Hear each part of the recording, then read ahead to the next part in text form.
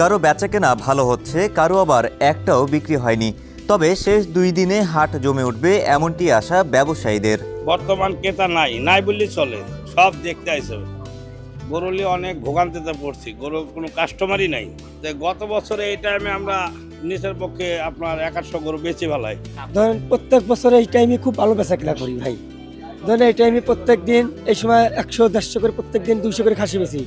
এ পর্যন্ত আজকে দিন ভরে পর্যন্ত 5টা ছাগল বেচা পারি নাই। গরু আনছে 10 দিন আগে, একটা পাখি পর্যন্ত দেখতেছি না, একটা কাস্টমারই পাইছিলাম, তাছাড়া দিয়ে কোনো কাস্টমার পাইনি।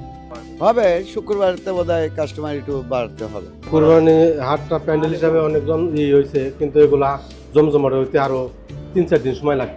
দূর দূরান্ত থেকে গরু আসা যাওয়ার এই জন্য 4 দিন আগে এগুলা হাট পরিপূর্ণ হবে। গরুর সরবরাহ যেমন বাড়ছে, তেমনি হাটের ভিড়ও বাড়ছে প্রতিদিন। শেষ দিকে ক্রেতা বিক্রেতা